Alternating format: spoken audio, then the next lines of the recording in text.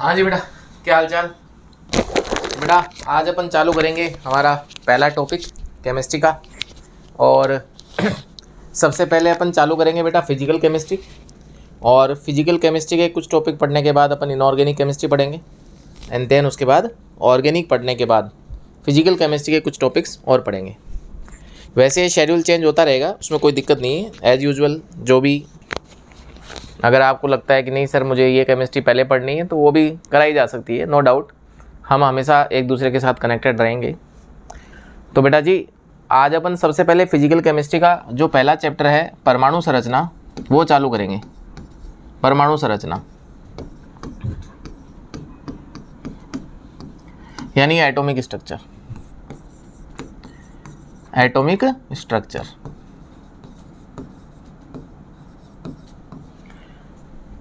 Atomic structure के अंदर वैसे कोई दिक्कत आने वाली नहीं है आप लोगों को, ना मैं आने दूंगा। यही अपना उद्देश्य रहेगा बेटा। तो एटॉमिक स्ट्रक्चर के अंदर अगर हम सबसे पहले चीज़ देखें तो बेटा इस चैप्टर के अंदर हम इसको 5 भागों में डिवाइड करेंगे। सबसे पहले पढ़ेंगे बेटा इसके अंदर बेसिक इन्फॉर्मेशन। बेसिक इन्फॉर्मेशन का मतलब इसके अंदर हो गया बेटा सामान्य जानकारी, ठीक है। ये तो हिंदी आपको करने की ज़रूरत नहीं है। दूसरी बात है इसके अंदर प्रकाश और उसके अनुप्रयोग, ठीक है। प्रकाश की बात करेंगे। फिर अपन बात करेंगे बेटा परमाणु मॉडल की। परमाणु मॉडल, सारे के सारे मॉडल बेटा पहले अपन करेंगे। उसके बाद में अपन पढ़ेंगे बेटा पदार्थ की द्विप्रकृति। पदार्थ की द्विप्रकृति।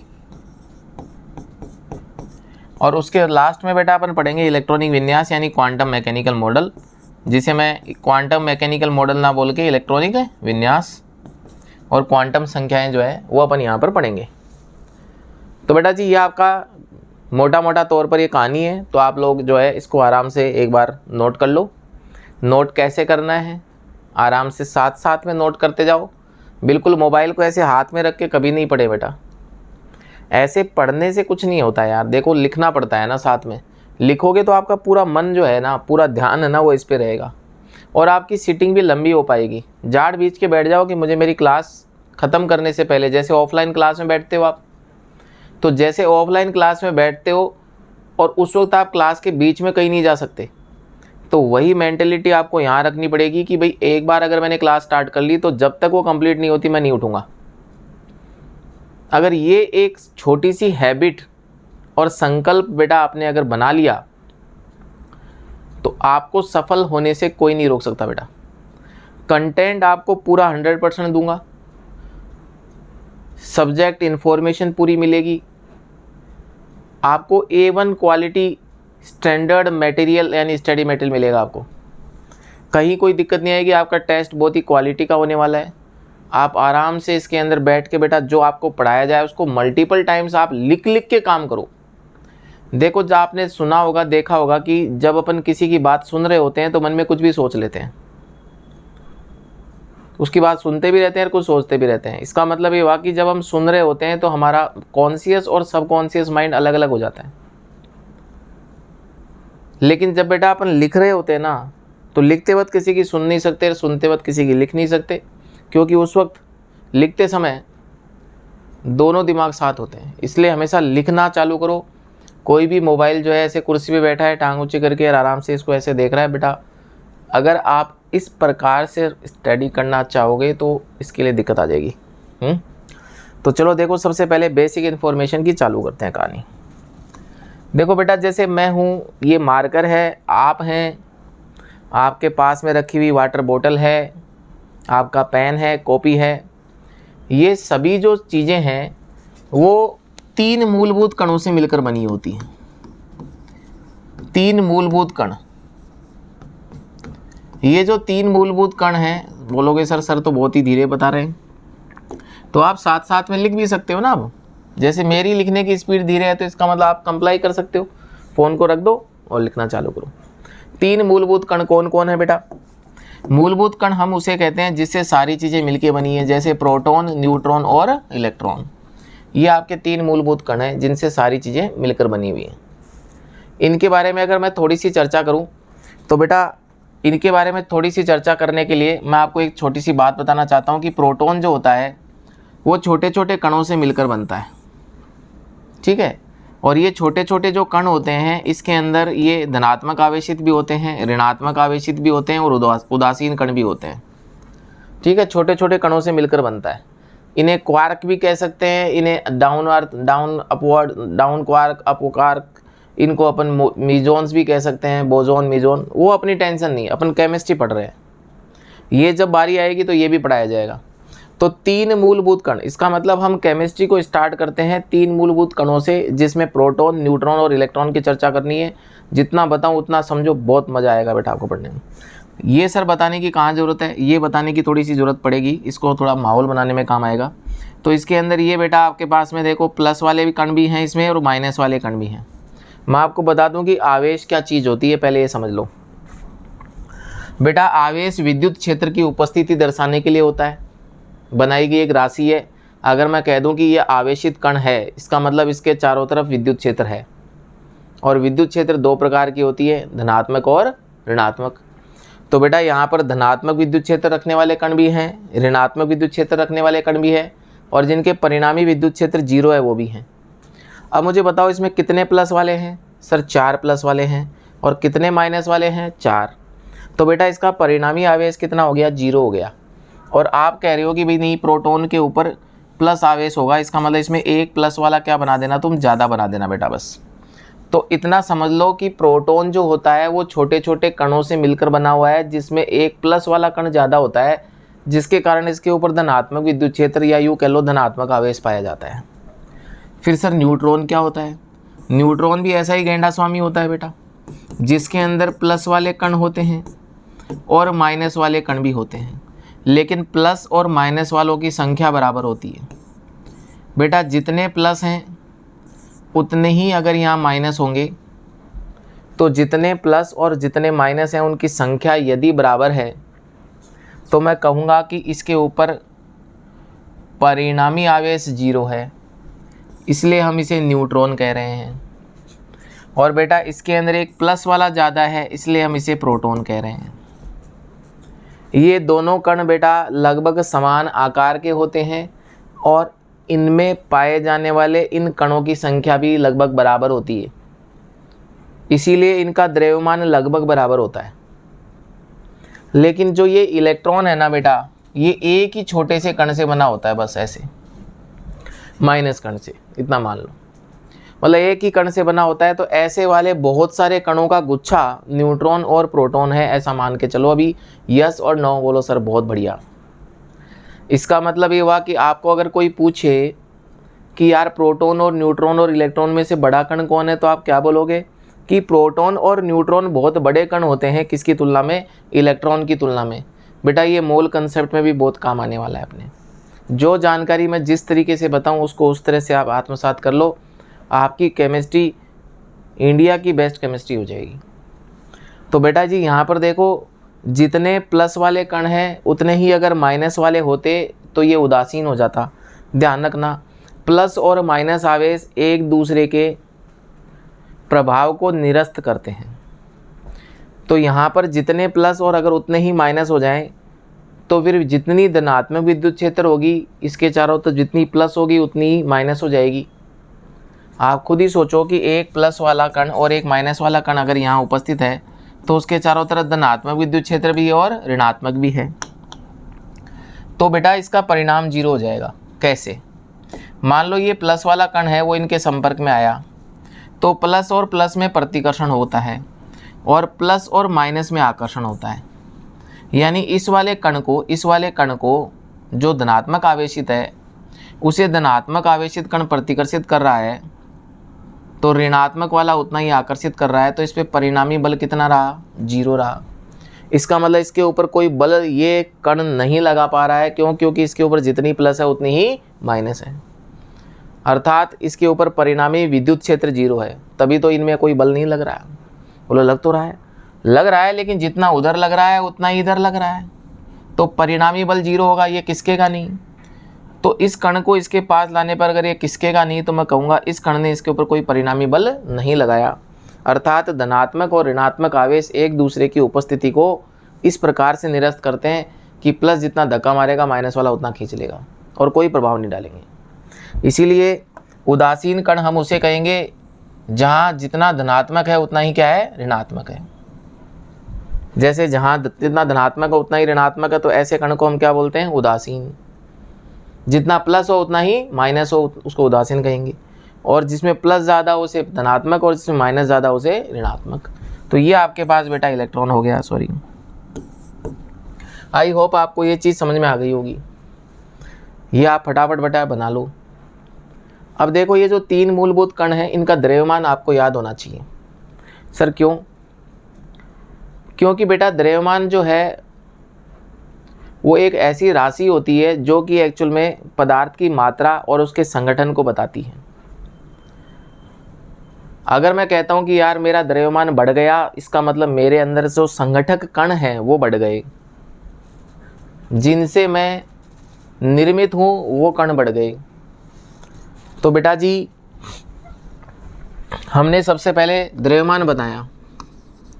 ये जो द्रव्यमान होता है यानी मास, ये बेटा पदार्थ के संगठन की मात्रा है। ये पदार्थ के संगठन की मात्रा है, पदार्थ के संगठन की मात्रा है। यानी कण जितने ज़्यादा होंगे द्रव्यमान उतना ही ज़्यादा होगा। अब मैं आपसे सीधा पूछूं कि प्यारे बच्चों एक छोटी सी बात बताओ कि इनमें सबसे ज़्यादा द्रव्यमान किसका है? बोलो सर इस वाले से तो ज़्यादा इनका है क्योंकि इनमें कण ज़्यादा हैं। बिल्कुल सही बात है। अब बेटा मैं आपको बता दूं कि ऐसे वाले जो इसमें कण होते हैं वो 1840 होते हैं और इसमें 1837। अर्थात यूँ कह लो कि इसके अंदर जितने संगठक कण हैं उसकी तुलना में इसके अंदर 1840 गुना और इसके अंदर 1837 गुना ज़्यादा है, इसीलिए इनका द्रव्यमान ऐसा है। तो हम कह सकते हैं, बोलो क्या, कि आपके पास जब द्रव्यमान की बात करेंगे तो जो प्रोटॉन है वो एक भारी कण है। इसका जो द्रव्यमान होता है वो होता है 1.672 इंटू 10 की घात -27 केजी में बेटा, ग्राम में -24 हो जाता है। वो कोई बड़ा रॉकेट साइंस नहीं है। जो ये किलो है ना, किलो, इसकी वैल्यू 10 की पावर 3 होती है। किलो का मतलब जब भी आपको 10 की पावर 3 को छुपाना हो तो आप इसकी जगह किलो लिख सकते हैं, और किलो को हटाकर जब 10 की पावर 3 लिख सकते हैं। तो बेटा यहाँ पर किलो 10 की पावर 3 हो जाएगा, तो -27 से +3 हटके -24 आ जाएगा। ये जीरो बेटा कहाँ है बताओ, तुम लोगों को ये चीज़ बता दूं। बेटा 1 के आगे अगर 4 जीरो लिखे हुए हैं तो ऐसे लिखना थोड़ा मुश्किल रहता है, इसलिए इसको 10 की पावर 4 लिख देते हैं। और अगर ये 1/10 की मतलब जीरो हो तो ये 10 की पावर -4 हो जाएगा। 10 की पावर 4 ऊपर जाके -4 हो जाता है, अर्थात जब भी 10 की पावर -4 हो इसका मतलब ये 4 जीरो नीचे हैं। तो बेटा ये -27 है, इसका मतलब ये 27 जीरो नीचे हैं, और प्रोटॉन का द्रव्यमान बहुत ही क्या है, कम है। नहीं, इलेक्ट्रॉन के सापेक्ष ज़्यादा है पर वो हमारी तुलना में बहुत कम है, क्योंकि हम तो इन्हीं से मिलकर बने हैं और प्रोटॉन तो दिखता ही नहीं, इतना छोटा होता है हमें। यस और नो? तो इसका द्रव्यमान बहुत ही क्या होता है, अल्प होता है। ये द्रव्यमान की वैल्यू आपको याद होनी चाहिए बेटा, ये ध्यान रखना।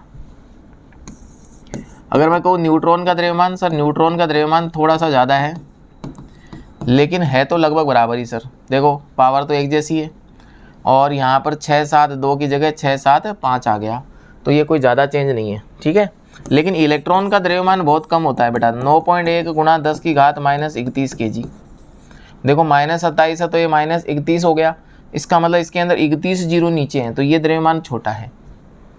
ओके और नोट ओके? बोलो सर ओके। अब बेटा जब भी मान लो ये जो कण है ये मिलकर परमाणु बनाएंगे, और प्रोटॉन और न्यूट्रॉन जो होंगे वो नाभिक में होंगे, और इलेक्ट्रॉन चारों ओर क्या लगाएंगे, चक्कर। थोड़ा समझ लो। तो बेटा जी प्रोटॉन और न्यूट्रॉन का द्रव्यमान देखा जाए तो ये द्रव्यमान बहुत ज़्यादा है। ज़्यादा है तभी तो नाभिक के बीच में, वो नाभिक बीच में बैठा है। हल्का कण चक्कर लगाएगा और भारी कण बीच में बैठेगा। इसका भी एक रीज़न है, वो है जड़त्व।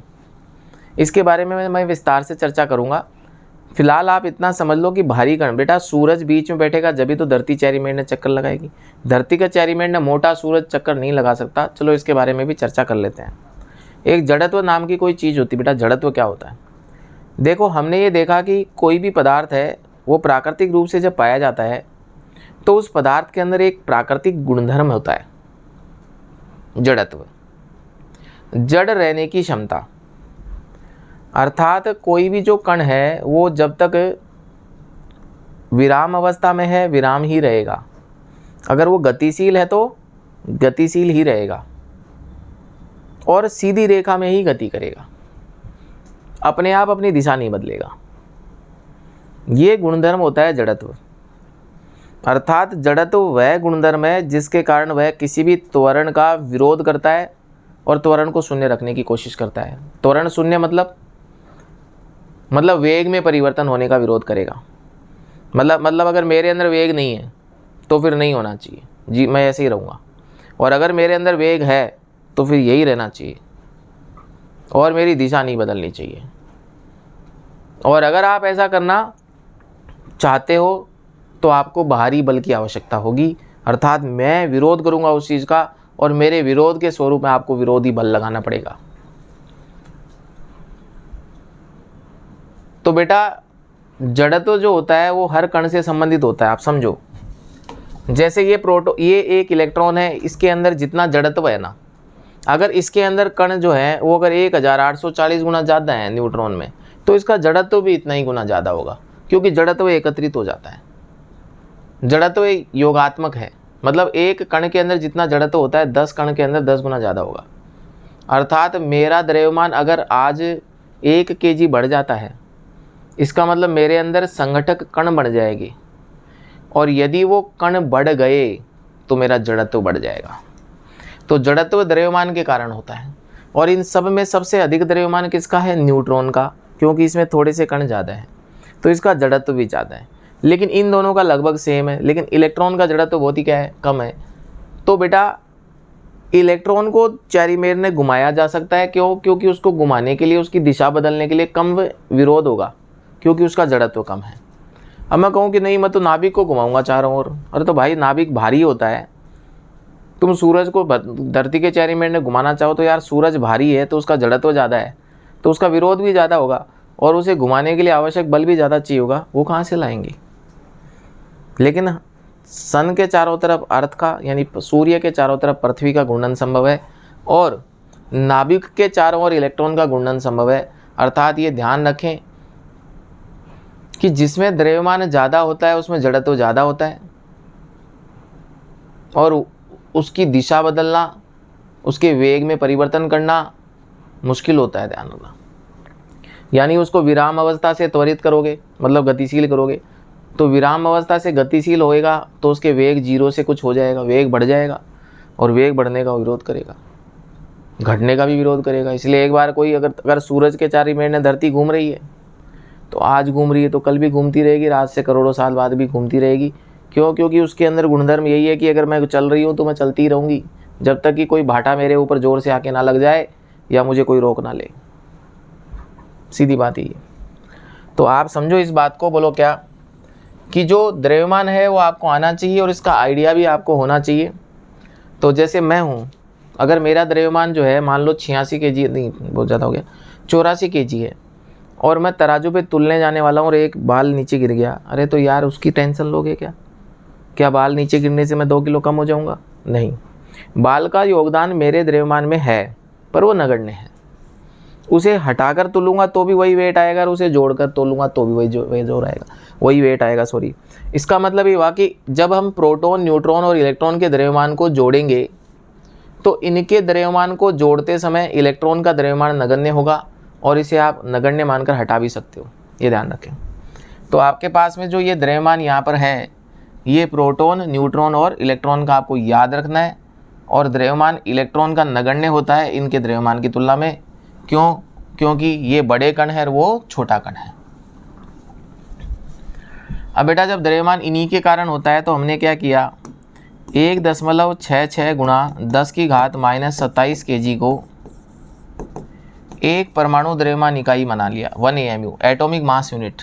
आप हिंदी में परमाणु द्रव्यमान इकाई लिख देना, आजकल इसे यूनिट ही बोलते हैं, यू, इकाई, एक इकाई बोल दिया। सर इससे क्या होगा?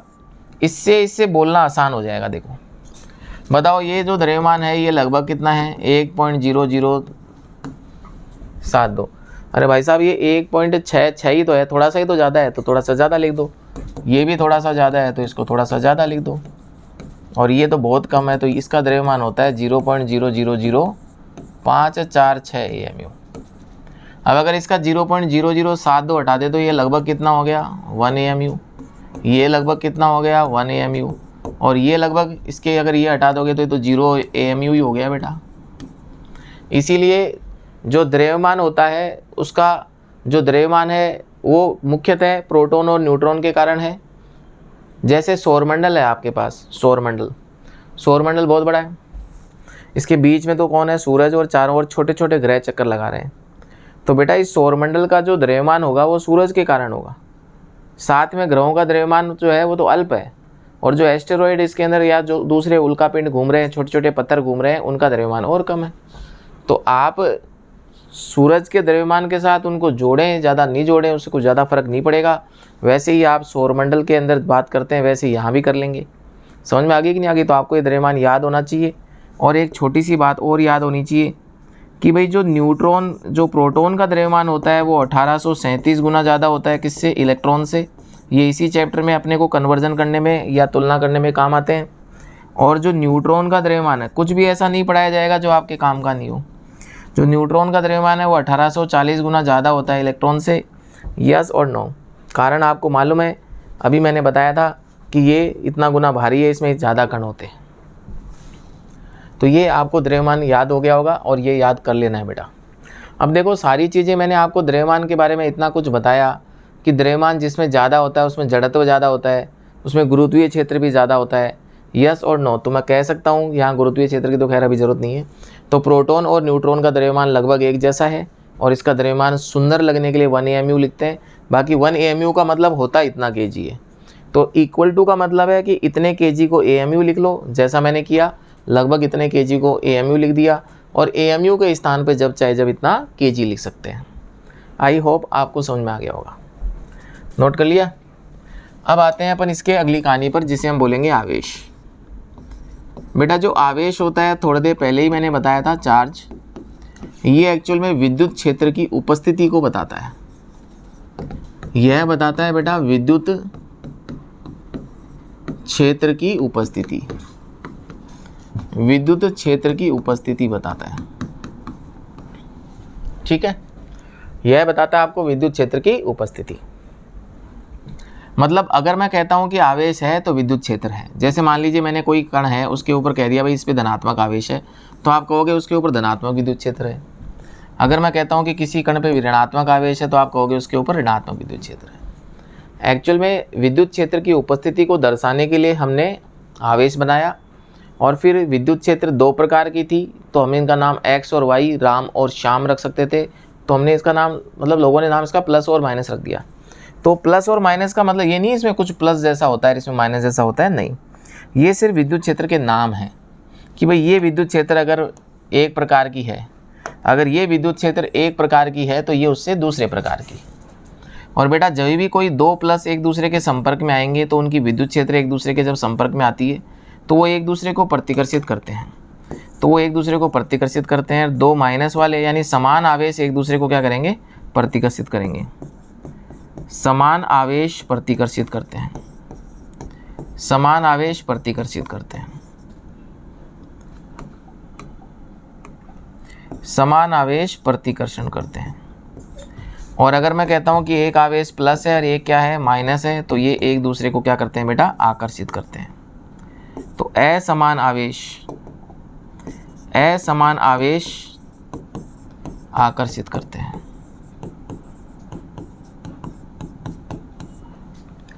आई होप आपको समझ में आ गया होगा। तो आवेश जो है जहाँ पर भी आप लिखोगे मैं कहूँगा वहाँ विद्युत क्षेत्र है, परिणामी विद्युत क्षेत्र है। उस परिणामी विद्युत क्षेत्र है तो प्लस है तो धनात्मक विद्युत क्षेत्र है, और माइनस है तो ऋणात्मक विद्युत क्षेत्र है। ये इनके नाम है विद्युत क्षेत्र के। 2 प्लस हैं इसका मतलब दोनों समान विद्युत क्षेत्र हैं तो उनमें हमेशा प्रतिकर्षण होगा। 2 माइनस है तो उनमें भी समान प्रकार की विद्युत क्षेत्र है तो उनमें भी प्रतिकर्षण होगा। और अगर आपके पास असमान आवेश हैं, एक प्लस है और एक माइनस है, तो बेटा उनमें आकर्षण होगा। आई होप आपको ये भी समझ में आ गया होगा। अब देखो यहाँ पर जो आवेश हम प्रोटॉन का है वो हमने जानते हैं कि जिसमें प्लस ज़्यादा था, तो इसके कारण इसके ऊपर जो आवेश है वो इतना लिखते हैं। और इलेक्ट्रॉन के ऊपर एक माइनस वाला कण ज़्यादा था, तो इस पे आवेश इतना लिखते हैं, और इस पे प्लस और इस पे माइनस। विद्युत क्षेत्र की प्रकृति हो गई और ये आवेश का मान हो गया। अगर आपसे कोई पूछे इसमें ज़्यादा किस पे है, तो आप बोलेंगे बराबर ही है, प्लस और माइनस जो है वो तो चिन्ह है, ये चिन्ह है विद्युत क्षेत्र के। ये वो माइनस गिनती वाला नहीं है कि -2 और +2 में +2 बड़ा होता है, नहीं, यहाँ पर ये माइनस विद्युत क्षेत्र की प्रकृति है। अब बेटा देखो, ये न्यूट्रॉन पे जो आवेश होता है उसमें तो कोई होता ही नहीं, क्योंकि उसमें जितने प्लस थे उतने ही माइनस थे। अब 1.6 × 10⁻⁻19 कूलम जो है वो प्रोटॉन और इलेक्ट्रॉन का आवेश है। तो ये आवेश बार बार पुनरावर्ती करेगा, तो हम इसको E या 1 इकाई लिख देते हैं। ऐसा हमने इसको सरल बनाने के लिए किया। तो हम अब देखो, प्रोटॉन का आवेश पहले बोल रहे थे, काफ़ी जोर आ रहा था, लेकिन इसे आप +E और -E बोल दोगे तो बिल्कुल जोर नहीं आएगा, या +1 इकाई या फिर इसको -1 इकाई बोल दोगे तो कोई जोड़ नहीं आएगा बेटा। यस और नो बोलो सर, ये बात बिल्कुल ओके है। इतना समझ में आ गया आपको? तो आप अगर मैं कहूँ कि ये 3 जो मूलभूत कण है, प्रोटॉन, न्यूट्रॉन, इलेक्ट्रॉन, इनके द्रव्यमान को याद करो, और साथ साथ में ये भी याद करो कि भाई इनका द्रव्यमान ये है और इनका आवेश क्या है, ये आपको याद होना ही चाहिए। इसमें कोई बेटा कोताही नहीं बरती जाएगी। ये आपको बहुत ज़्यादा क्या आने वाले हैं, काम आने वाले हैं। सही बात है क्या? बोलो बिल्कुल सर। अब देखो बेटा जी, अब इसके आगे की जो कहानी है वो ये कि ये जो प्रोटॉन, न्यूट्रॉन और इलेक्ट्रॉन है, इन्हीं से तो मैं बना हूँ, इन्हीं से आप लोग बने हो, इसी से हर चीज़ बनकर बनी हुई है। हमारे चारों तरफ पाए जाने वाली ये जो गैस है वो भी इसी से मिलकर बनी है, ये दीवारें भी उसी से मिलकर बनी है, ये बोर्ड भी उसी से मिलकर बना है, ये भी इसी से मिलकर बना है। लेकिन आप लोग देखते होंगे, बोलो क्या, कि ये सब भिन्न भिन्न गुणधर्म रखती हैं। तो ये क्यों हुआ? क्योंकि ये जो इलेक्ट्रॉन, प्रोटॉन और न्यूट्रॉन होते हैं, ये अंट संट बिखरे हुए नहीं रहते, ये परिवार बना बना के रहते हैं, और उन परिवार को हम बोलते हैं बेटा परमाणु। क्या बोलते हैं? परमाणु बोलते हैं। तो परमाणु क्या है? अगर आपसे कोई पूछे भी प्रोटॉन, न्यूट्रॉन तथा इलेक्ट्रॉन का व्यवस्थित समूह है, इलेक्ट्रॉन का व्यवस्थित समूह है, साथ साथ में नोट करते जाओ बेटा, नोट जरूर करें। ऐसे नहीं सुने कि हाँ भाई चलो ये तो आता ही है मुझे, ऐसा नहीं चलेगा यार, ठीक है?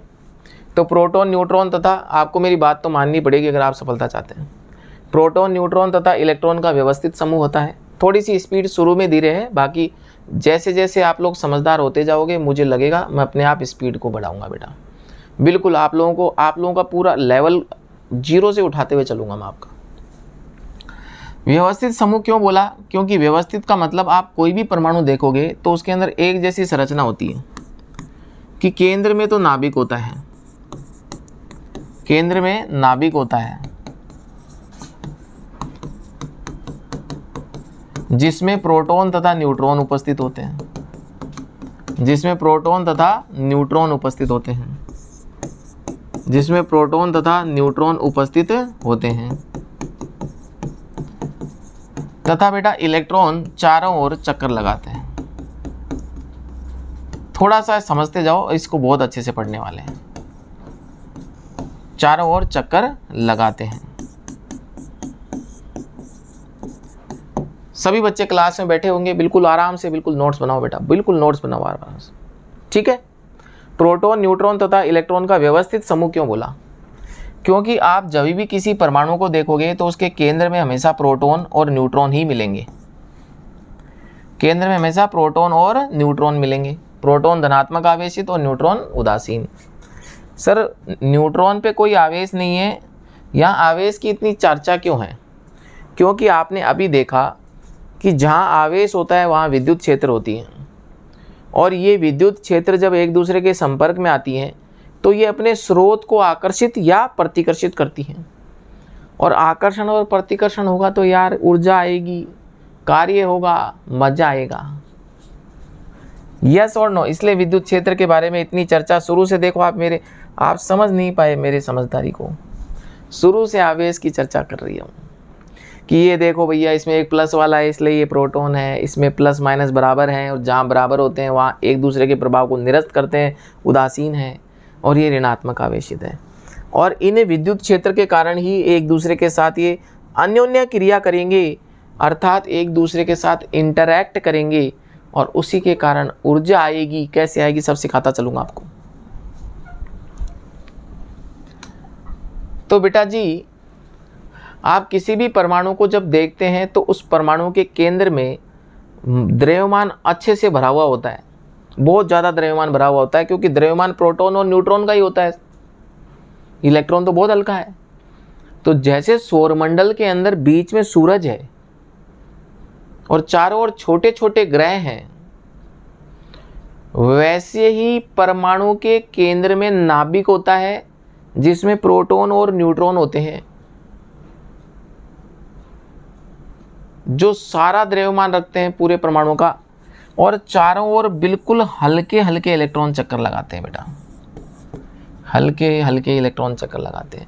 आप इसे बोलेंगे नाभिक।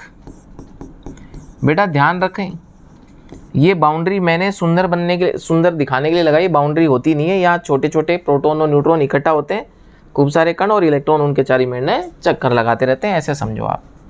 और ये आपके पास वर्ताकार कक्ष है बेटा, कल अपन इसका डायग्राम दिखाएंगे आपको। ये वर्ताकार कक्ष है, आई होप आपको समझ में आ गया होगा। ये वर्ताकार कक्ष है और ये नाभिक है। नाभिक में प्रोटॉन और न्यूट्रॉन पाए जाते हैं और इलेक्ट्रॉन चारों ओर के लगाते हैं चक्कर। अच्छी बात है सर। अब यहाँ पर जो ये इलेक्ट्रॉन चक्कर तो बाद में लगवा लेंगे, पहले एक चीज़ समझो कि जो नाभिक होता है इसके अंदर प्रोटॉन पाए जाते हैं, बोलो हाँ। और एक परमाणु में बेटा एक जो परमाणु होता है ना वो उदासीन होता है।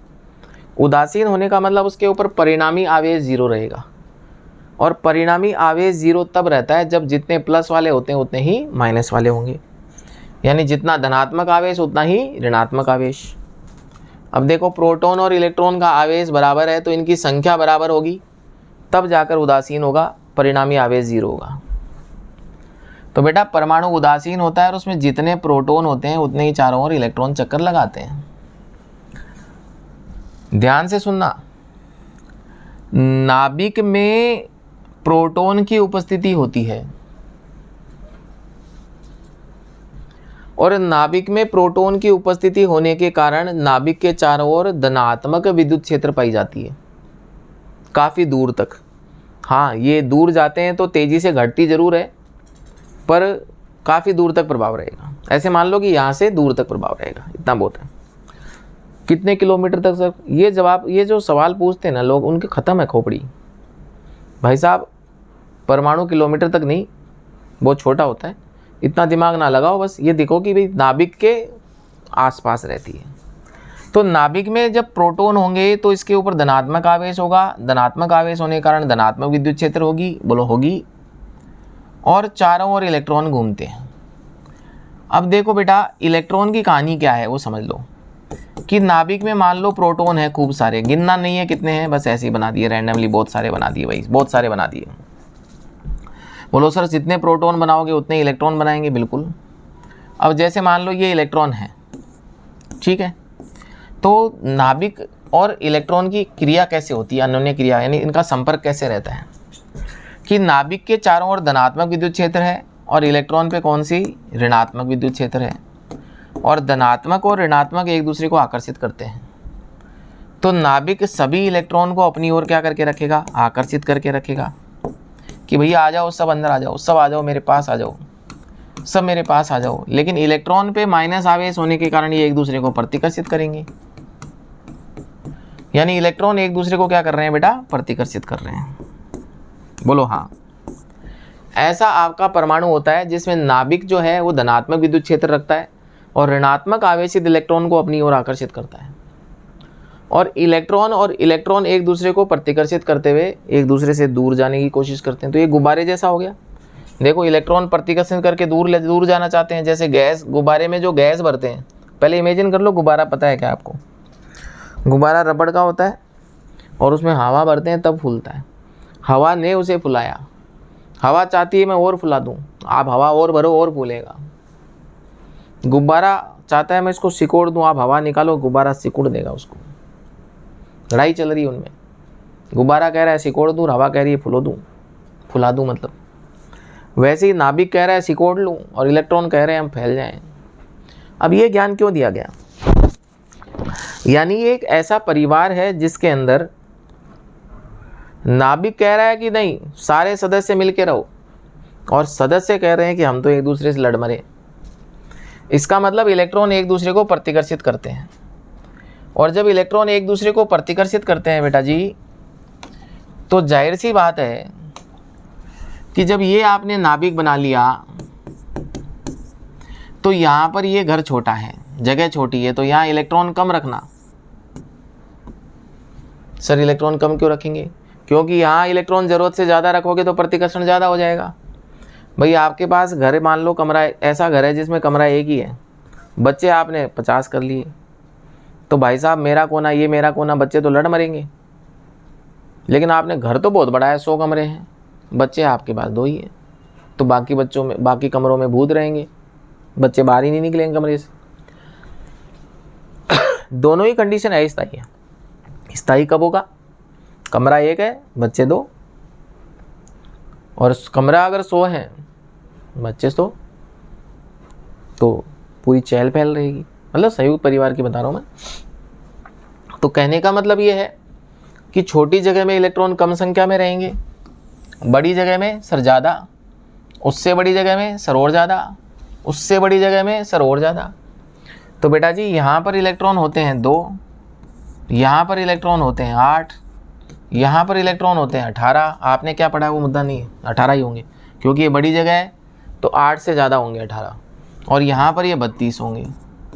और ये जादुई संख्या कहलाती है, क्योंकि जितने भी परमाणु आप देखते हैं उन परमाणुओं के अंदर अधिकतम इलेक्ट्रॉन की संख्या यही रहती है।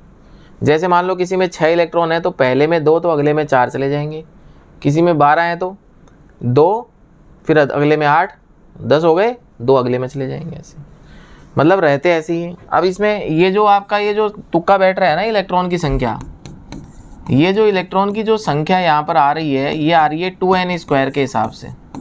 इसी को बोलते हैं बेटा मैजिक नंबर, जादुई संख्या। क्यों? क्योंकि इसी संख्या के अनुसार यहाँ इलेक्ट्रॉन की व्यवस्था होती है। आप एग्जाम्पल ले लो कि भाई आपके पास में n बराबर, मतलब तीसरा कक्ष मान लेते हैं आप, ये कक्ष बोलते हैं बेटा इनको। तो तीसरा कक्ष यानी तीसरा कक्ष ले लेते हैं, तीसरा कक्ष ले लेते हैं। तो बेटा तीसरा जो कक्ष होता है ना, उसके लिए ये n क्या है? कक्ष की संख्या है। तो n का मान 3 रखोगे तो इलेक्ट्रॉन कितने आ जाएंगे? 2 × n²। इलेक्ट्रॉन की संख्या कैसे निकालते हैं? 2n² से। मैं कहूँ तीसरे कक्ष में कितने इलेक्ट्रॉन होंगे, तो तू कहेगा n का मान 3 रख दो। n कक्ष की संख्या है बेटा, यहाँ n क्या है? कक्ष की संख्या है। n क्या है? कक्ष की संख्या है। n क्या है? कक्ष की संख्या है। n क्या है? कक्ष की संख्या है। बेटा अगर ये n कक्ष की संख्या है तो n का मान 3 रख दो। 3 का स्क्वायर कितना होता है? जल्दी बता दो। 3 का स्क्वायर होता है सर 9, और 9 दूनी कितने हो गए बेटा? 18। तो 18 इलेक्ट्रॉन देखो तीसरे कक्ष में है, ये जादुई संख्या है। बताओ 5वें में कितने होंगे? तुम खुद बताओ 5वें में कितने होंगे? भाई इतना तो फिक्स है कि छोटे घर में इलेक्ट्रॉन कम होंगे, बड़े घर में ज़्यादा होंगे, उससे बड़े घर में और ज़्यादा होंगे, उससे बड़े घर में और ज़्यादा होंगे, उससे बड़े घर में और ज़्यादा होंगे। चलो बताओ 5वें कक्ष में कितने इलेक्ट्रॉन होंगे? तो तुम कहोगे इलेक्ट्रॉन की संख्या होती है 2n² से, जहाँ n कक्ष की संख्या है। अगर मुझे 5वें कक्ष में इलेक्ट्रॉन की संख्या ज्ञात करनी है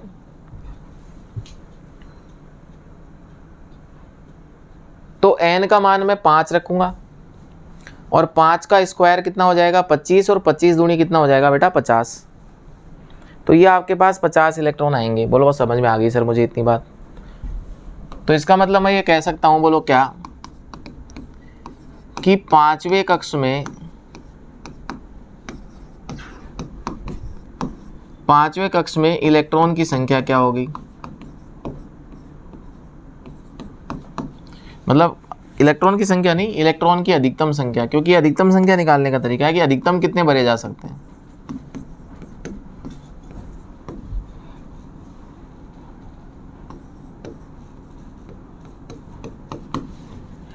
तो बेटा जी आप अच्छे से जानते हैं, बोलो क्या, कि जो मैक्सिमम इलेक्ट्रॉन है, अधिकतम इलेक्ट्रॉन की जो संख्या है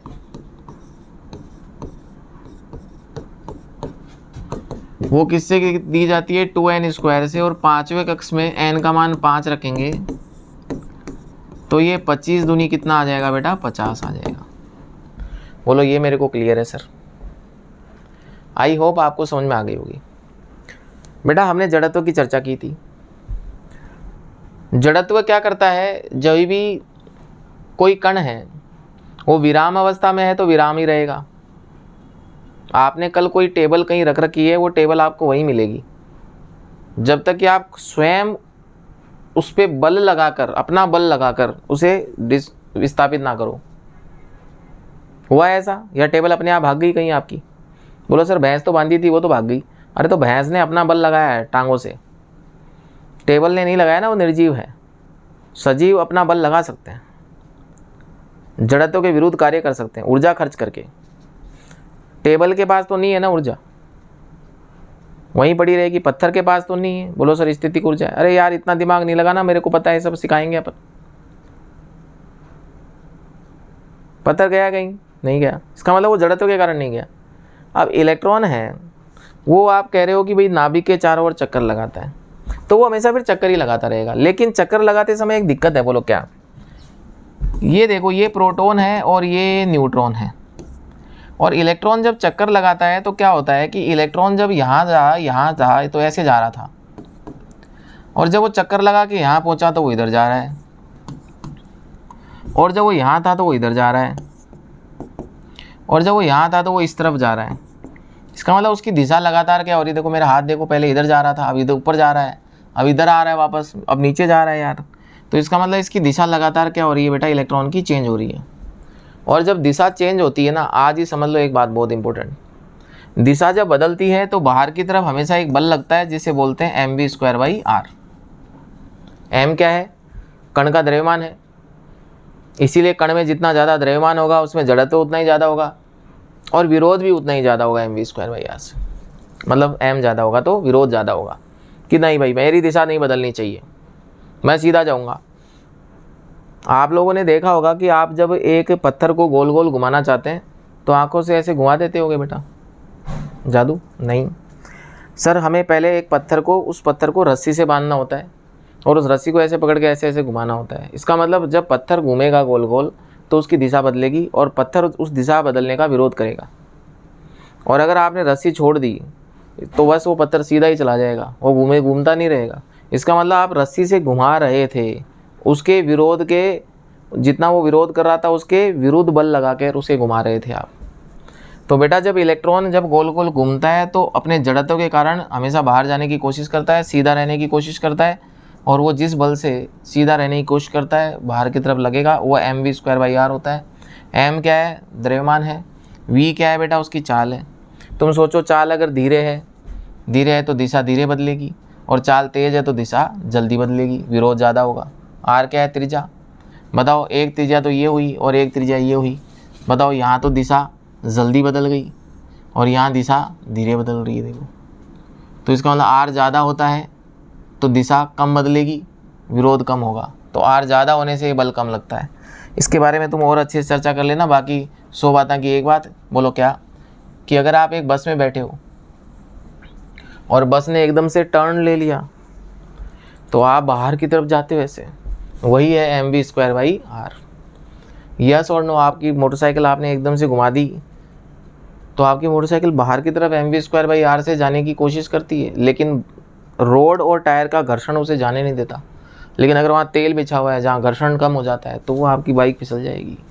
तो ये बेटा एक जनरल चीज़ है, बोलो क्या, कि किसी भी कण को अगर मुझे गोल घुमाना है, सूरज के चेहरे में धरती घुमानी है, या धरती के चारों ओर आपको चंद्रमा घुमाना है, या उपग्रह घुमाना है, तो बेटा mv²/r जितने बल की आवश्यकता होती है। यस और नो? क्योंकि वो बल तो लगना ही, ये पैदाइशी है, ये पैदाइशी बल है। अब मुझे बताओ, इलेक्ट्रॉन फिर गोल गोल क्यों घूमेगा? जब ये बल जो है mv²/r बाहर लगेगा तो ये विरोध करेगा कि नहीं घूमने दूंगा तेरे को गोल। तो बेटा इसके विरुद्ध कौन सा बल लगेगा? विद्युत बल। बताओ नाभिक के अंदर कौन पाया जा रहा है? आप मुझे बताइए, नाभिक के अंदर कौन पाया जा रहा है? नाभिक के अंदर प्रोटॉन पाए जा रहे हैं, जिसके कारण ये धनात्मक आवेश है और ये ऋणात्मक। तो इनके बीच में आकर्षण बल लगेगा, और ये जो आकर्षण बल होता है विद्युत बल, इलेक्ट्रिक फोर्स, Fe मानी इलेक्ट्रिक फोर्स, तो ये जो विद्युत बल है वो इसको संतुलित करता है। इसका मतलब अगर ये विद्युत बल नहीं लगता तो ये इलेक्ट्रॉन नहीं घूमता। इज दैट क्लियर और नॉट? बोलो बिल्कुल क्लियर है सर। तो इसका मतलब ये हुआ कि जो इलेक्ट्रॉन है के घूर्णन के लिए देखो बेटा, एक बात अच्छे से समझ लो, बाहर की तरफ लगने वाले बल को अभिकेंद्रीय बल बोलते हैं, सॉरी सेंट्रीफ्यूगल फोर्स बोलते हैं। क्या बोलते हैं? सेंट्रीफ्यूगल। और अंदर की तरफ लगने वाले को क्या बोलते हैं? सेंट्रीपिटल। सही बात है, ये सेंट्रीपिटल है। तो इसका मतलब इसके लिए घूर्णन के लिए जो आवश्यक बल है, बल हम आवश्यक क्यों बोलेंगे? क्योंकि जब ये गोल घूमेगा तो mv²/r तो लगना ही लगना है, तो उसके विरोध में इधर बल की आवश्यकता होती है। तो इलेक्ट्रॉन के घूर्णन के लिए आवश्यक अभिकेंद्रीय, बाहर वाले को अपकेंद्रीय बोलते हैं, अभिकेंद्रीय बल, अभिकेंद्रीय बल आवश्यक तो जरूरी है, क्योंकि वो तो लगना ही है mv²/r। आपको इसके विरोध में कोई दूसरा बल चाहिए होगा और वो मिल गया, तब इलेक्ट्रॉन घूम रहा है। सूरज के चेहरे में धरती गुरुत्वीय बल के कारण घूमती है। तो इलेक्ट्रॉन के घूर्णन के लिए आवश्यक अभिकेंद्रीय बल नाभिक तथा इलेक्ट्रॉन के मध्य आकर्षण बल प्रदान करता है, आकर्षण बल प्रदान करता है, आकर्षण बल प्रदान करता है। अगर आपको इसमें स्पीड थोड़ी कम लग रही है तो इसका एक साधारण सा उपाय अपने पास है, 1.5x पे कर लो, स्पीड नॉर्मल हो जाएगी। लेकिन बेटा अगर किसी के लिए बहुत फास्ट हो जाए, मैं फास्ट बोल दूं, तो यार वो स्लो नहीं कर पाएगा। तो अपन आराम आराम से इसको, मैं जो सब बच्चों को समझ में आए ऐसा काम कर रहा हूँ। तो मैं आपको देखो, जब मैं बोलता हूँ तो साथ साथ में लिखा करो। इलेक्ट्रॉन के घूर्णन के लिए, इलेक्ट्रॉन के घूर्णन के लिए आवश्यक अभिकेंद्रीय बल नाभिक तथा इलेक्ट्रॉन के मध्य आकर्षण बल प्रदान करता है। सही बात है, ये चित्र बना लो, बोलो सही है। अब आ जाओ इसके आगे की कहानी को देखते हैं। इसका मतलब ये हुआ कि जो आपके पास में जो अंदर की तरफ लगने वाला विद्युत बल है वो हमेशा mv²/r के बराबर होगा। यस और नो? बोलो सर यस। ये आपने परमाणुओं के बारे में पढ़ लिया। अब तक हमने क्या देखा?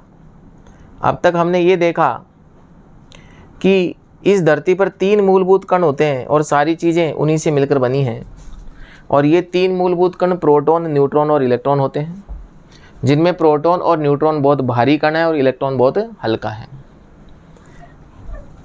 इन कणों का द्रव्यमान जो है उसमें प्रोटॉन और न्यूट्रॉन का द्रव्यमान लगभग एक जैसा है और वो बहुत ज़्यादा है इलेक्ट्रॉन की तुलना में, इसलिए उनका जड़त्व भी ज़्यादा है इलेक्ट्रॉन की तुलना में। इसीलिए वो नाभिक के बीच में बैठते हैं और सारा द्रव्यमान नाभिक में ही होता है, जैसे सौरमंडल का सारा द्रव्यमान लगभग सूरज में ही है, वैसे ही नाभिक में ही सारा द्रव्यमान है और हल्के हल्के इलेक्ट्रॉन चक्कर लगाते रहते हैं। सही बात है। द्रव्यमान आपको याद होना चाहिए, आवेश आपको याद होना चाहिए, क्योंकि आवेश के कारण ही यहाँ पर अन्योन्य क्रिया हो रही है। आप देखो कि नाभिक पे धनात्मक आवेश है, तभी वह इलेक्ट्रॉन को अपनी ओर क्या करेगा? आकर्षित। और नाभिक धनात्मक आवेशित इसलिए है क्योंकि इसमें प्रोटॉन वास करते हैं। प्रोटॉन धनात्मक आवेशित है, न्यूट्रॉन उदासीन है, लेकिन प्रोटॉन पे धनात्मक आवेश होने के कारण नाभिक के चारों ओर धनात्मक विद्युत क्षेत्र होती है।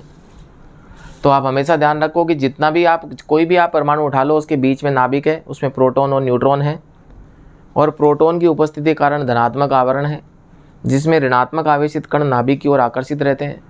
और वो अंदर क्यों नहीं गिरते? क्यों? क्योंकि इलेक्ट्रॉन चारों ओर क्या लगाते रहते हैं? चक्कर, जिसके कारण mv²/r जो बल है वो अंदर वाले बल से क्या हो जाता है बेटा? संतुलित हो जाता है। आई होप आपको समझ में आ गई होगी। इज दैट क्लियर और नॉट? बोलो सर ये बात मुझे समझ में आ चुकी है। हमेशा परमाणु कैसा होता है? जिसमें नाभिक कह रहा है इलेक्ट्रॉन को पास आ जाओ और इलेक्ट्रॉन आपस में एक दूसरे को प्रतिकर्षित करते हैं। इलेक्ट्रॉन के मध्य प्रतिकर्षण होने से अस्थायित्व बढ़ाता है, और अगर प्रतिकर्षण बहुत ज़्यादा हो जाएगा तो अस्थायित्व बहुत ज़्यादा हो जाएगा। इसीलिए पहला कोष जो कि छोटा है, पहला कक्ष छोटा है, तो उसमें कम इलेक्ट्रॉन, अगले कक्ष में ज़्यादा, उससे अगले में और ज़्यादा, उससे अगले में और ज़्यादा इलेक्ट्रॉन की संख्या पाई जाती है। और किसी भी कक्ष में इलेक्ट्रॉन की जो अधिकतम संख्या है वो 2n² से दी जाती है। और जाहिर सी बात है ये जादुई संख्या है, ऐसा ही पाया जाता है सभी में। ये n जो है वो तीसरा, जैसे मैं कहूँ n क्या है, कक्ष की संख्या है, तो तीसरा कक्ष की बात करूँ तो n3 लिखेंगे और उसमें इलेक्ट्रॉन की संख्या आ जाएगी आपके पास ऐसे। पाँचवें कक्ष में इलेक्ट्रॉन की संख्या आ जाएगी ऐसे। बिल्कुल सिंपल है। आज आप लोगों ने बहुत ही सिंपल चीज़ें पढ़ी हैं कि परमाणु के केंद्र में कौन होता है, नाभिक।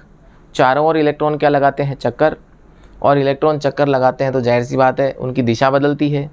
दिशा बदलेगी तो विरोध होगा mv²/r, और उस विरोध को संतुलित करता है नाभिक और इलेक्ट्रॉन के मध्य आकर्षण बल। ये आपने अब तक देख लिया है। अब बेटा सवाल ये उठता है, बोलो क्या, कि यदि सभी परमाणु एक जैसी ही संरचना रखते हैं, अर्थात सबके बीच में नाभिक और चारों ओर कौन घूमते हैं, इलेक्ट्रॉन, तो फिर गुणधर्म अलग क्यों हो जाते हैं? तो बेटा जी इसका एकमात्र कारण जो है वो है प्रोटॉन की संख्या। अगर आप प्रोटॉन का द्रव्यमान लिख रहे हैं 1.672 इंटू 10⁻⁻27 kg, अगर आपने प्रोटॉन का ये द्रव्यमान लिख दिया है, इसका मतलब इस धरती पर पाए जाने वाले सभी प्रोटॉन का द्रव्यमान यही होता होगा, वरना मैं लिखता ही क्यों।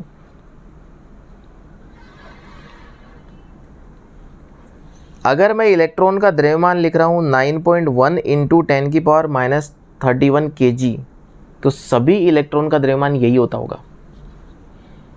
और अगर मैं इसका आवेश लिख रहा हूँ 1.6 इंटू 10⁻19 कूलम, तो बेटा इस धरती पर पाए जाने वाले सब इलेक्ट्रॉन एक जैसे होते होंगे। इसका मतलब इलेक्ट्रॉन चाहे मैं इस पेन से काटूं, चाहे चेयर से निकालूं, चाहे पानी में से निकाल लूं, हवा में से निकाल लूं, तुम्हारे में से निकाल लूं, मेरे में से निकाल लूं, सारे इलेक्ट्रॉन हमेशा एक जैसे होते हैं। इनका द्रव्यमान फिक्स है और इनका आवेश भी फिक्स है। इसका मतलब सभी प्रोटॉन क्या होते हैं, एक जैसे। धरती में पाए जाने वाले सारे प्रोटॉन एक जैसे, चांदी में पाए जाने वाले इलेक्ट्रॉन भी एक जैसे,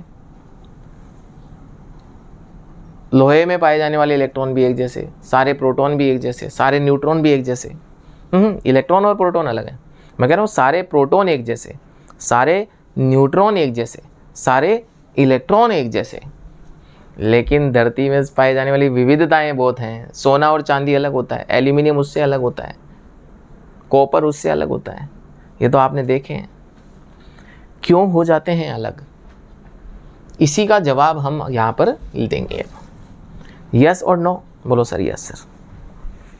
तो बेटा जी पहले एक चीज़ समझो कि अगर मान लीजिए एक नाभिक में प्रोटॉन एक है, तुम कहोगे सर इलेक्ट्रॉन भी एक है। सही बात है, नाभिक में प्रोटॉन जितने होते हैं इलेक्ट्रॉन भी चक्कर भी उतने ही लगाते हैं परमाणु में। मैं कहूँ सर इधर प्रोटॉन 3 है, बहुत बढ़िया, प्रोटॉन इसमें 3 है, तो बेटा यहाँ इलेक्ट्रॉन भी 3 घूमेंगे। सही बात है, 3 को छोड़ो तुम, अभी तो एक को ही देख लो, बाकी 2 को और देखेंगे बाद में। सोचो इसके नाभिक में 1 प्रोटॉन है और इसके नाभिक में 3 प्रोटॉन है, तो बेटा यहाँ नाभिक में 1 प्रोटॉन होने के कारण यहाँ धनात्मक विद्युत क्षेत्र 1 बार है, और यहाँ प्रोटॉन 3 बार है, तो यहाँ पर धनात्मक विद्युत क्षेत्र इसकी भी होगी, इसकी भी होगी और इसकी भी होगी। बताओ कितनी बार धनात्मक विद्युत क्षेत्र है यहाँ, 3 बार। कहने का मतलब ये है कि अगर एक नाभिक में प्रोटॉन 6 हैं तो वहाँ 6 बार धनात्मक विद्युत क्षेत्र होती है, अर्थात 6 गुनी होती है, ऐसे भी बोल सकते हैं। यहाँ जितना धनात्मक विद्युत क्षेत्र इसके चारों तरफ है, यहाँ उससे 3 गुना ज़्यादा है। तो इस इलेक्ट्रॉन को बेटा 1 प्रोटॉन खींच रहा है, लेकिन इस इलेक्ट्रॉन को बेटा 1, 2 और 3 प्रोटॉन खींच रहे हैं। ये भी खींच रहा है, ये भी खींच रहा है, ये भी खींच रहा है। तो इस पर बल ज़्यादा लगेगा, अंदर की तरफ बल ज़्यादा लगेगा, तो बेटा बाहर की तरफ भी ज़्यादा तब लगेगा। पूछो कब? भाई दूरी आपने सेम बना रखी है दोनों केस में, द्रव्यमान इलेक्ट्रॉन का सबका एक जैसा होता है, तो इसका मतलब इसकी चाल अलग होगी। सुन लो रे, सुन लो सुन लो सुन लो।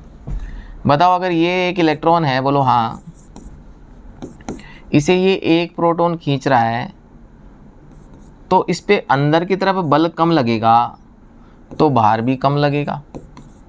बाहर कम कब लगेगा? जब v कम होगी। इसका मतलब यहाँ का इलेक्ट्रॉन धीरे चल रहा है, तो यहाँ बल ज़्यादा लगने से ये तेज चलेगा। बताओ, ये ऐसे चल रहा है, ये तेज चल रहा है, आप एक पत्थर ऐसे घुमा रहे हो और एक जोर से घुमा रहे हो, किसी की टाट बीच में आ गई, टाट मतलब सर, तो धीरे वाले ने जोर से फोड़ा, तेज वाले ने जोर से, सॉरी अलग बोल दिए, नींद, धीरे वाले ने धीरे सर फोड़ा और जोर वाले ने जोर से सर फोड़ा।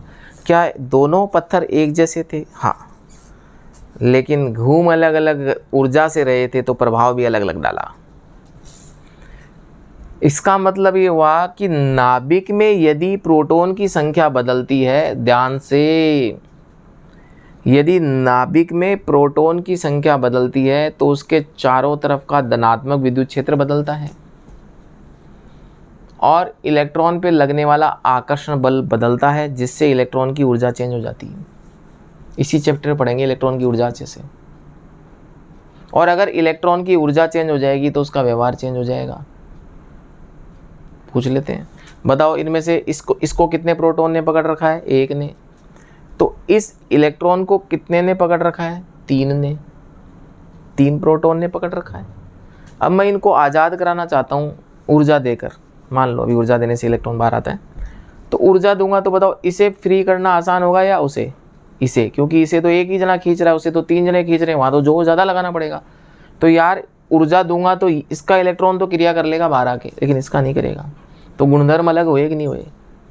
जब हम इंसानों ने ये देखा कि नाभिक में प्रोटॉन की संख्या बदलने से नाभिक के चारों ओर धनात्मक आवरण बदल जाता है और उसके अंदर पाए जाने वाले इलेक्ट्रॉन पे लगने वाला बल बदल जाता है, इलेक्ट्रॉन की ऊर्जा बदल जाती है, और साथ साथ में प्रोटॉन बदलने से इलेक्ट्रॉन की संख्या तो बदलती ही है। इसमें प्रोटॉन एक है तो इसमें प्रोटॉन कितने होंगे बेटा? तीन होंगे।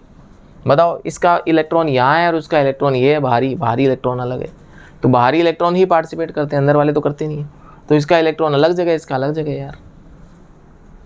तो प्रोटॉन की संख्या बदलने से इलेक्ट्रॉन पे लगने वाला बल बदलता है, ऊर्जा बदलती है, और साथ में इलेक्ट्रॉन की संख्या भी बदल जाती है, जिससे पूरे परमाणु के गुणधर्म बदल जाते हैं।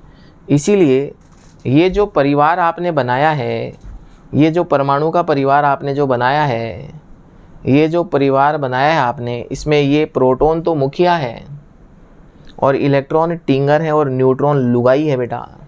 जैसे एक परिवार को बनाने के लिए मुखिया, लुगाई और टिंगर की आवश्यकता होती है, परिवार उन्हीं से मिलकर बनता है। अब प्रोटॉन को मुखिया क्यों कह रहे हैं? क्योंकि प्रोटॉन मुखिया इसलिए है क्योंकि प्रोटॉन की संख्या बदलने से पूरे परिवार के गुणधर्म बदल रहे हैं। इसीलिए हम इंसानों ने प्रोटॉन की संख्या बदलने पर परमाणु की प्रकृति बदलना मान लिया, और परमाणुओं की प्रकृति तो बदलना मान ही लिया, साथ में ये भी मान लिया कि भाई प्रोटॉन बदलने से ही परमाणु बदलेगा और इसके गुणधर्म बदलेंगे।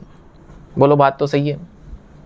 तो हम लोग ये कह सकते हैं, बोलो क्या, कि परमाणु के नाभिक में प्रोटॉन बदलने से, परमाणु के नाभिक में प्रोटॉन बदलने से,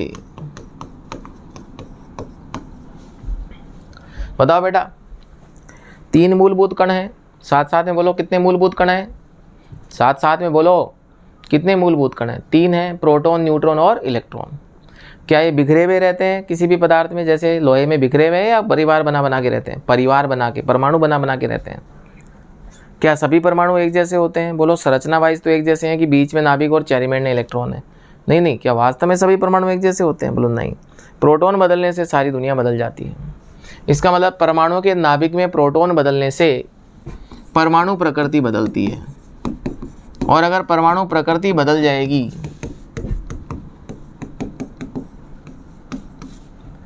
तो बेटा आपके घर में मान लो 10 बच्चे हैं, चलो 5 ही हैं, और आपने उनका नाम नहीं रखा।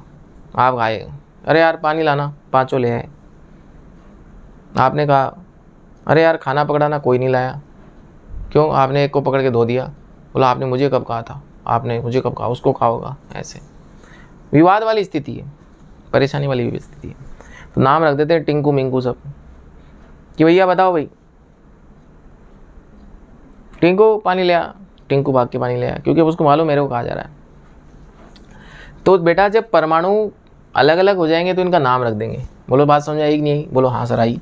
जैसे प्रोटॉन 1 है तो प्रोटॉन 1 रखने वाले के गुणधर्म प्रोटॉन 2 रखने वाले से अलग है। इसीलिए प्रोटॉन 1 वाले का नाम हमने रखा हाइड्रोजन। ये अंग्रेजी में ही चलेगा भैया, नाम ध्यान रखें। क्यों? क्योंकि हाइड्रोजन को मैं हाइड्रोजन तो लिख दूंगा हिंदी में, पर उसे हा नहीं लिख सकता, वो एच ही लिखा जाता है। ठीक है, काम अंग्रेजों ने किया है। और दूसरा है अपने पास हीलियम।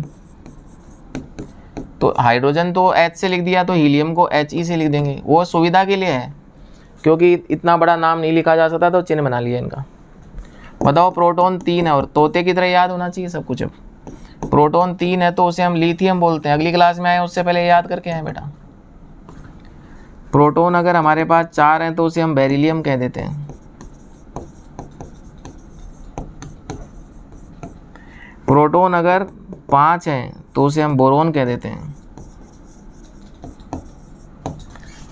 प्रोटॉन अगर हमारे पास 6 हैं तो उसे हम कार्बन कह देते हैं। बताओ, प्रोटॉन अगर 7 हैं तो ऐसे वाले परमाणु को हम नाइट्रोजन कहेंगे। अब सुनो मेरी बात, सुनो। इसका मतलब जैसे मान लो किसी मेले में हम घूमने गए और तुम लोगों ने मुझे देखा, अरे ये तो वही समझदार वाले सर हैं, तो आपने मुझे कैसे पहचाना? मेरी शक्ल देख के। वैसे ही मान लो हम किसी मेले में घूम रहे हैं जहाँ बहुत सारे परमाणु घूम रहे हैं, तो बताओ किसी भी परमाणु की पहचान आप कैसे करोगे? उसके नाभिक में प्रोटॉन की संख्या देख के। मान लो किसी के नाभिक में प्रोटॉन की संख्या 6 है, तो बेटा अगर नाभिक में प्रोटॉन की संख्या 6 है ना, तो वो कार्बन है, तो वो कार्बन है। अगर नाभिक में प्रोटॉन की संख्या 6 है तो वो कार्बन है। इस सच्चाई को कोई नहीं बदल सकता। और अगर नाभिक के प्रोटॉन में परमाणु के नाभिक में प्रोटॉन 7 है तो फिर वो नाइट्रोजन है, और 8 है तो ऑक्सीजन है। कोई माइका लाल इसे बदल नहीं सकता। अगर मैंने कह दिया ऑक्सीजन परमाणु है तो तुम कहोगे सर प्रोटॉन तो 8 है, और प्रोटॉन 8 है तो इलेक्ट्रॉन भी 8 है, क्योंकि आपने कहा था परमाणु उदासीन है। कितना कुछ आ रहा है तुम्हें, देखो। प्रोटॉन जब 8 होते हैं तो उसे हम ऑक्सीजन कहते हैं। प्रोटॉन 9 होते हैं तो कुछ नहीं, चलो 9 वाले को फ्लोरीन कहेंगे, नहीं अभी नहीं बोलना है इसको ना। प्रोटॉन अगर 11 हैं तो उसे सोडियम बोलेंगे। 9 होते हैं तो फ्लोरीन होता है, 10 होते हैं तो नियोन होता है। ठीक है, वो लिख नहीं रहा, अभी इतने काम नहीं आएंगे वो, तो लेकिन जो काम आए वो याद कर लेना। अच्छा, प्रोटॉन 12 है तो उसे मैग्नीशियम कह देना। इतना करके लाना, ये मैं इसके आगे की कहानी और बताऊंगा। यस और नो, लेकिन आज इतना ही पढ़ेंगे। ओके और नॉट ओके? बोलो सर इतना तो मैं समझ गया। आज की क्लास का मोरल क्या है वो समझ लीजिए। आज की क्लास में हमने ये देखा कि हमारे पास मूलभूत कण 3 होते हैं। तीनों का द्रव्यमान और आवेश कंठस्थ याद होना चाहिए।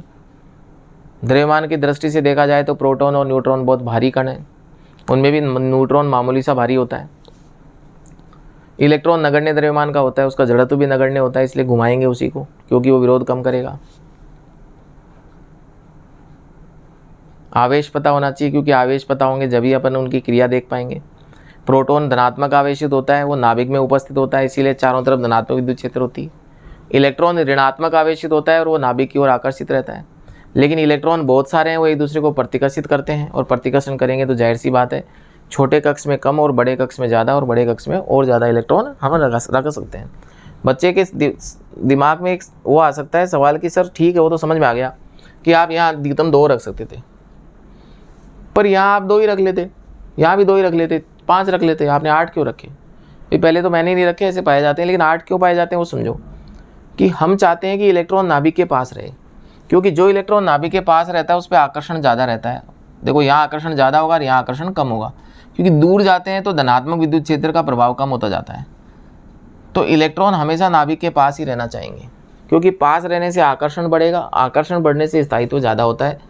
ये ध्यान रखना, आकर्षण होगा स्थायित्व बढ़ेगा, प्रतिकर्षण होगा स्थायित्व कम होगा, झगड़ा होगा अस्थायित्व आएगा, प्यार होगा आपसी समझ होगी स्थायित्व बढ़ेगा। तो जाहिर सी बात है इलेक्ट्रॉन हम नाभिक के पास रखना चाहते हैं, लेकिन यहाँ अगर हम 2 से ज़्यादा पास रख देंगे तो मतलब इस वाले पहले कक्ष में 2 से ज़्यादा रख देंगे तो उनमें प्रतिकर्षण बहुत बढ़ जाएगा।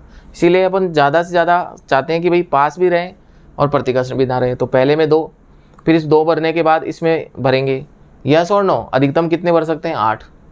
सही बात है। जैसे आपके पास मान लो 6 इलेक्ट्रॉन है तो यहाँ 2 भरने के बाद यहीं 4 भर देंगे। अगर आपके पास में मान लो 12 इलेक्ट्रॉन है तो पहले वाले में 2, ऐसे नहीं 4 यहाँ भर के आगे भर दो, नहीं, पहले यहाँ अधिकतम 8 भरो, उसके बाद आगे लेके जाओ। यस और नो? क्योंकि नाभिक के पास हम इलेक्ट्रॉन को रखते हैं तो उसका स्थायित्व क्या होता है, ज़्यादा होता है। ठीक है। और हमने ये देखा कि परमाणु जो होते हैं उन सब की कहानी एक जैसी, बीच में नाभिक है और चारों ओर कौन इलेक्ट्रॉन चक्कर लगाते हैं। बोलो बिल्कुल सही बात है। अब नाभिक में प्रोटॉन बदलने से धनात्मक आवरण बदलेगा, इलेक्ट्रॉन पे लगने वाला बल बदलेगा, उनकी संख्या बदलेगी, इलेक्ट्रॉन की ऊर्जा बदलेगी, व्यवहार बदलेगा, परमाणु का नाम बदलेगा। इसीलिए इस परमाणु के अंदर जो ये परिवार है, ये जो परिवार है, इसमें जो मुखिया है वो प्रोटॉन है और इलेक्ट्रॉन जो है वो टिंगर है, क्योंकि काम तो इलेक्ट्रॉन ही करते हैं। एक परमाणु इलेक्ट्रॉन का ही त्याग करता है, इलेक्ट्रॉन का ही ग्रहण करता है और उसी से क्रिया होती है, इसीलिए टिंगर इलेक्ट्रॉन है। मान लीजिए जीमण का न्योता दादा के नाम से आता है, जीम ने आप गए वहाँ, आपने जम के उत्पात मचाया, आपको कौन जानता, दादाजी बदनाम होंगे। तो वैसे ही एक परमाणु है, उसके अंदर क्रिया इलेक्ट्रॉन ही करेंगे, पर उस इलेक्ट्रॉन की ऊर्जा का निर्धारण नाभिक में उपस्थित प्रोटॉन की संख्या ने किया है, इसलिए बदनाम वो पूरा परमाणु होगा, परमाणु का मुखिया होगा और परमाणु का मुखिया प्रोटॉन है और उसी के हिसाब से नाम होता है। अगर मैं कह दूँ भाई कार्बन परमाणु है तो प्रोटॉन 6 हैं, और मैं कह दूँ प्रोटॉन 7 हैं तो वो नाइट्रोजन है, और मैं कह दूँ नहीं ऑक्सीजन परमाणु है तो प्रोटॉन 8 होंगे, और अगर मैं कहता हूँ नहीं प्रोटॉन 11 हैं तो तुम कहोगे वो सोडियम है।